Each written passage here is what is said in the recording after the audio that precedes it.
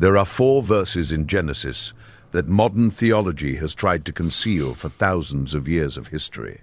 They tell of a forbidden union between divine beings and human women that forever changed the fate of our species. Most people read the Bible without stopping to question the true identity of these mysterious beings. But the original texts in Hebrew reveal a reality much more unsettling than any known moral allegory. Who were the sons of God who left heaven to take human wives and father a cursed race? The answer could radically change our understanding of the true origin of evil in this world. For centuries, scholars have debated the identity of these beings and the catastrophic consequences of their transgression.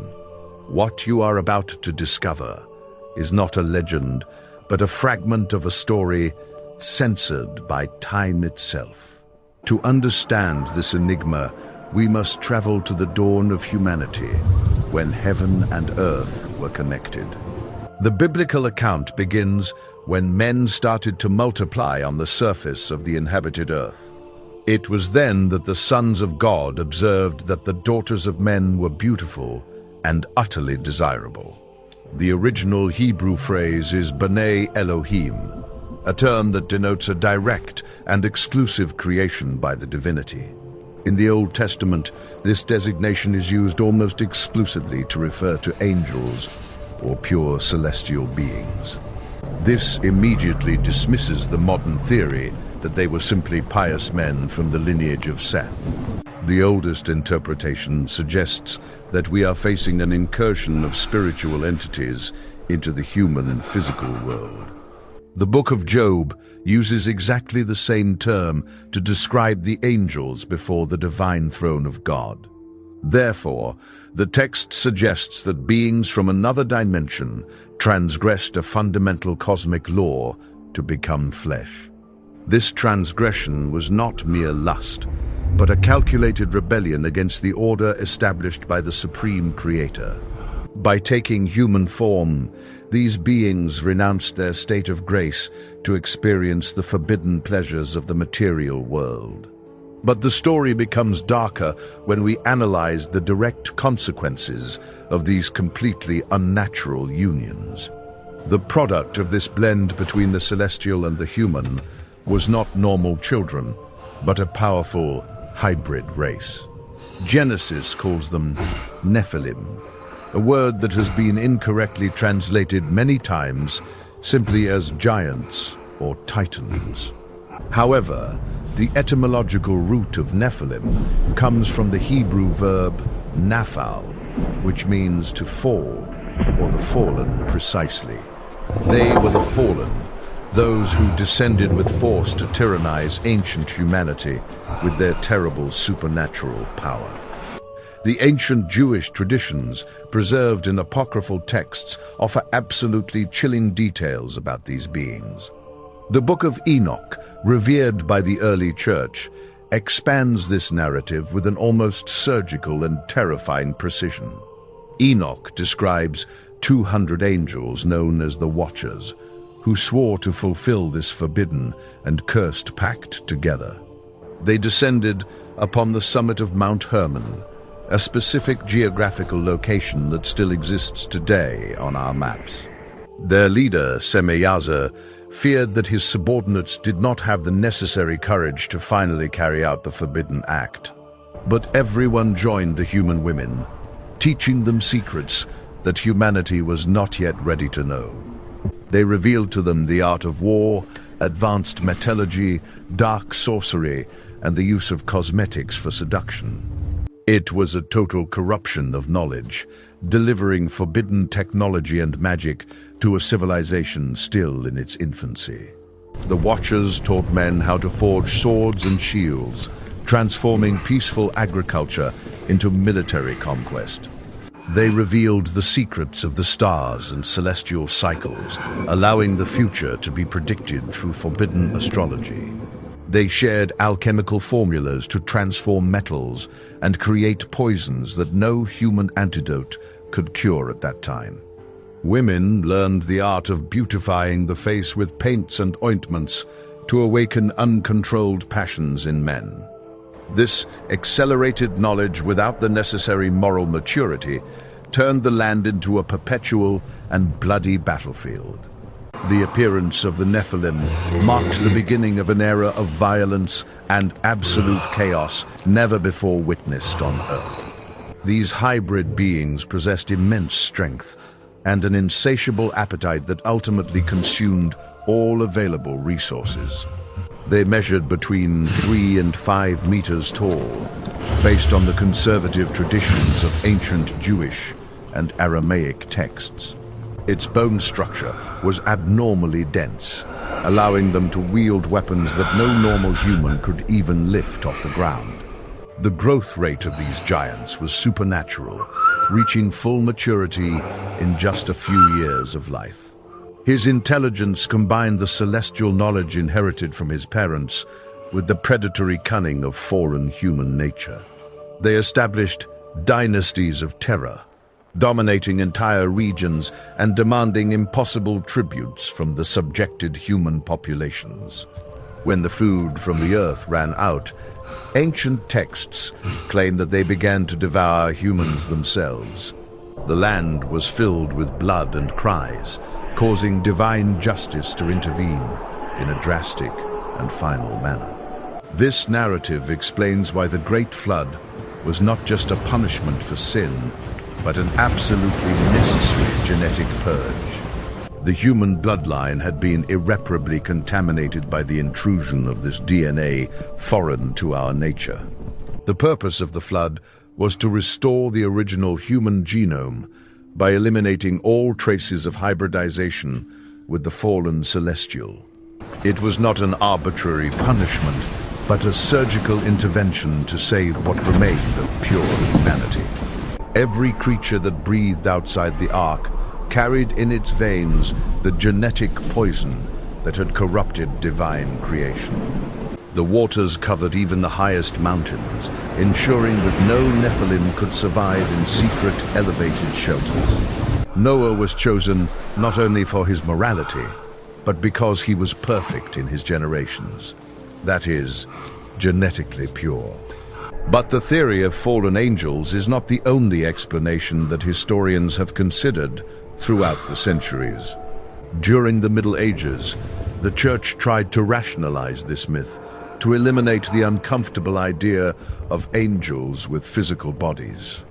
The theory of lineages emerged, proposing that the sons of God were simply righteous descendants of Seth. According to this view, the daughters of men were the descendants of the cursed and violent lineage of Cain the murderer. St. Augustine was one of the main defenders of this stance, trying to eliminate the supernatural element from the narrative. They argued that angels, being pure spirits, do not have the biological capacity to reproduce with human women. However, this theological explanation deliberately ignores the specific linguistic use of the Hebrew term Bnei Elohim. If the text had wanted to say pious men, it would have used the term Bnei Adam, or sons of men precisely. The deliberate terminological distinction between sons of God and daughters of men cannot be ignored without violating the text. The fathers of the early church, such as Justin Martyr and Irenaeus, readily accepted the interpretation of fallen angels. It was only later, when Greek philosophy influenced theology, that this literal reading began to be considered unacceptable. Furthermore, it does not explain how the union of two normal human lineages could produce offspring of such powerful giants. Biology tells us that the union of believer and non-believer produces a normal child, not a 3-meter Superman. Therefore, the theory of the lineage of Set leaves too many loose ends and contradictions that the text cannot resolve. There is a third interpretation that connects this account with the ancient king lists of the millennia-old Sumerian civilization. In Mesopotamia, ancient kings claimed to be direct descendants of gods and ruled for impossibly long periods of time. The wise Sumerians, known as Apkallu, were described as semi-divine beings who brought civilization to primitive man. It is fascinating to note the similarities between the Watchers of the Book of Enoch and the Apkallu of Mesopotamian mythology. Both groups are described as masters who brought advanced knowledge and mingled with the existing human population. This suggests that the account of Genesis could be a theological controversy against the beliefs of neighboring pagan nations. While the Sumerians revered these hybrid beings as heroes, the Bible depicts them as monsters and execrable transgressors. The so-called heroes of antiquity, renowned men, were not role models but tyrants that needed to be destroyed. Archaeology has found figurines and texts throughout the region that demonstrate the obsession with divine hybridization. The concept of god-kings was the foundation of political authority in almost all ancient civilizations. From the pharaohs of Egypt to the emperors of Rome, all claimed to have a spark of divinity in their blood. But the account of Genesis dismantles this claim by showing that such a mixture is an abomination that leads to death. Returning to the text, the divine sentence against this corruption was to drastically limit man's life to 120 years. This reduction in human longevity marks the end of the mythical era and the beginning of known mortal history.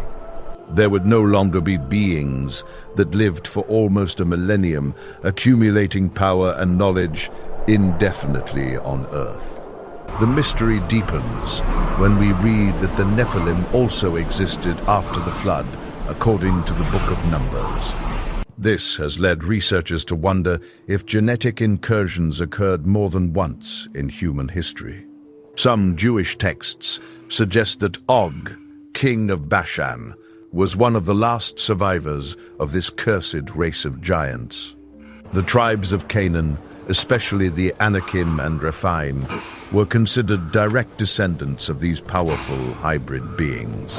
This explains why the conquest of the Promised Land was not just a military battle, but a total spiritual war.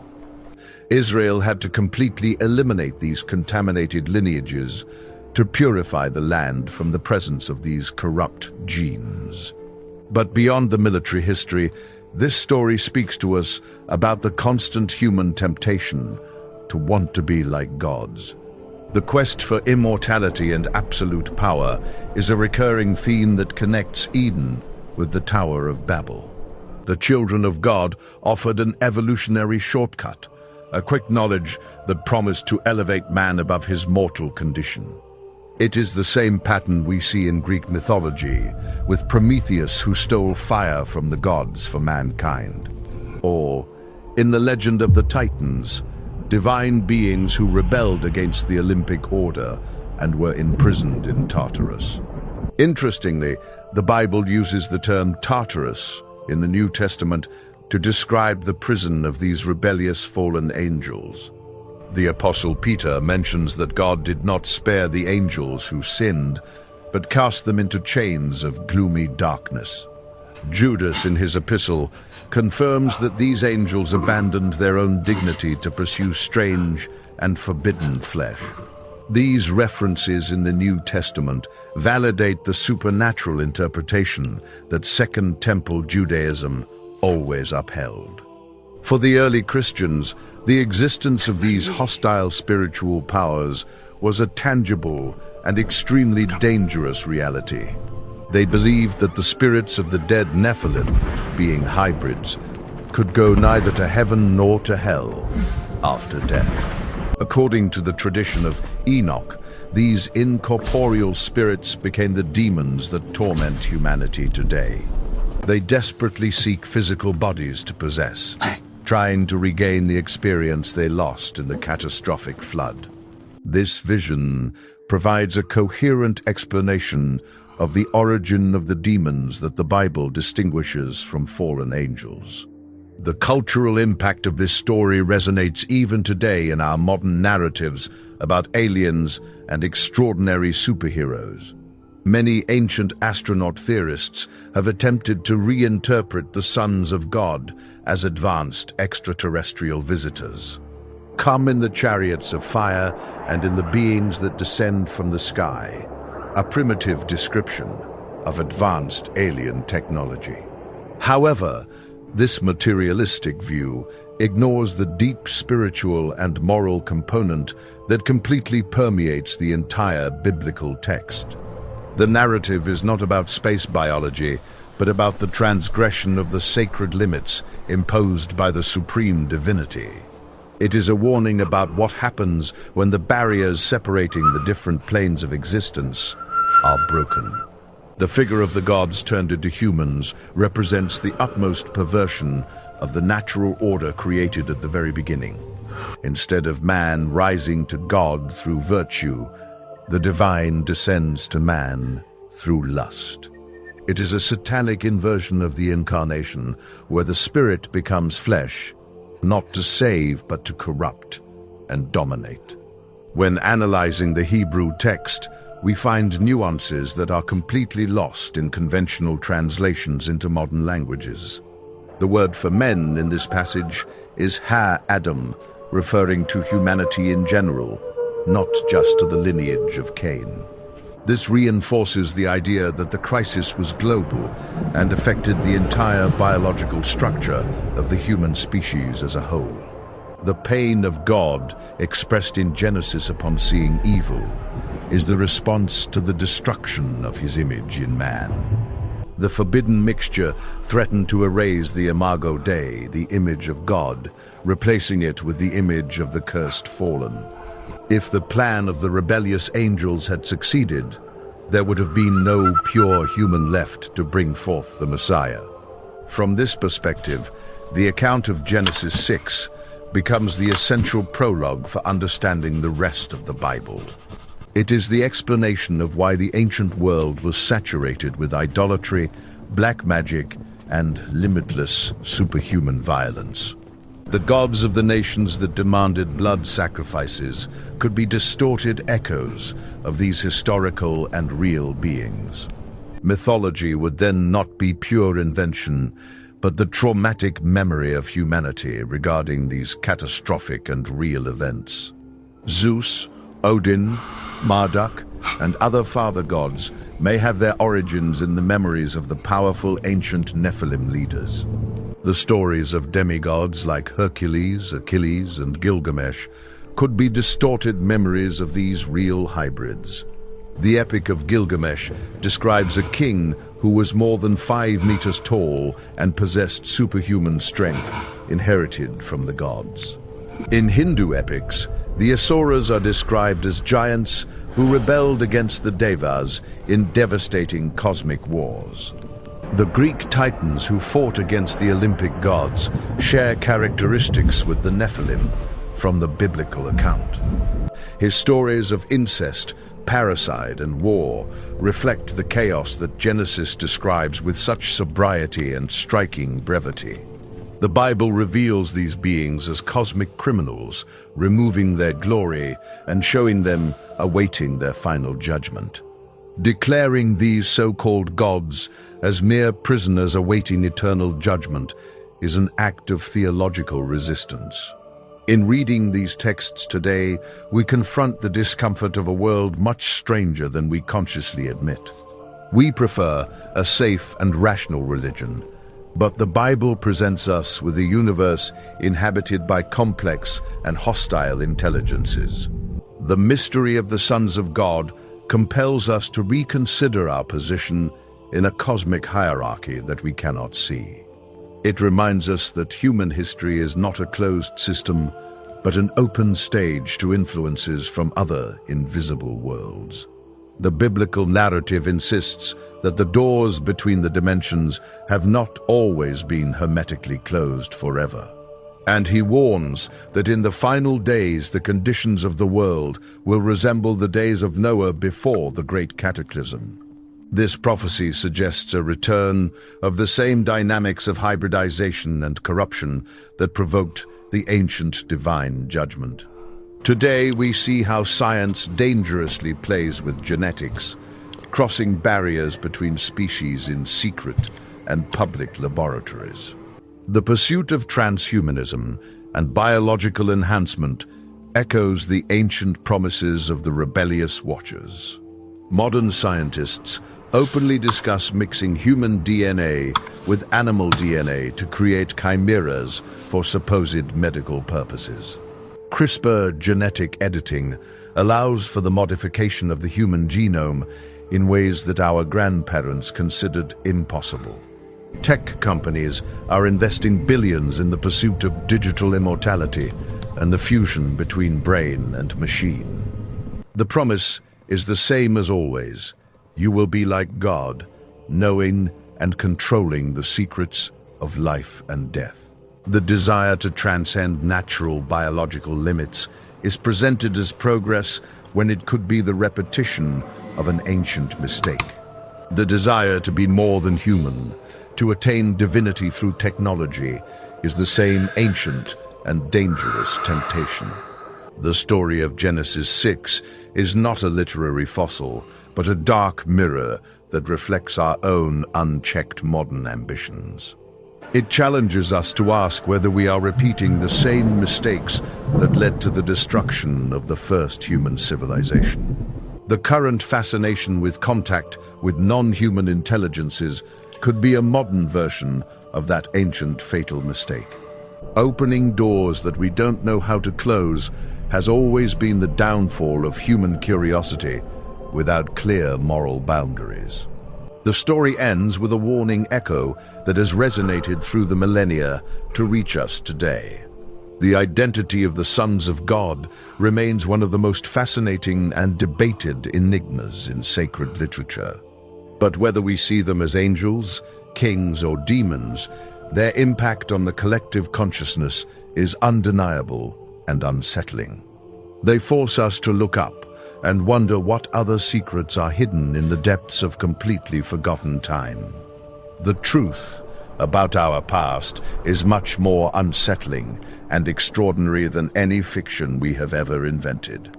In the end, Genesis leaves us with the certainty that we are not alone, but not all company is benign or desired. The veil between the natural and the supernatural is thinner than our rational mind would comfortably like to accept. Understanding this chapter is to possess a master key to decipher the myths of all the ancestral cultures of the planet. It is the missing piece that connects history, religion, and legends into a single coherent and terrifying narrative. The gods who became humans left a mark that even the flood could not completely erase from the earth. His legacy persists in the megalithic ruins and in the stories of giants that populate the folklore of every known continent. Recognizing its historical existence is the first step to waking up from the comfortable dream of normality in which we live. Reality is much vaster, more dangerous, and more fascinating than what we have been told in official school history books. This hidden mystery behind the biblical narrative invites us to keep our eyes wide open to the unknown and inexplicable. There are more buried secrets waiting to be uncovered, truths that official history has preferred to ignore for entire centuries. Don't miss the upcoming videos that will reveal ancient mysteries and change your understanding of the world. The story they told you is just the surface of a reality much deeper and more terrifying than you can imagine.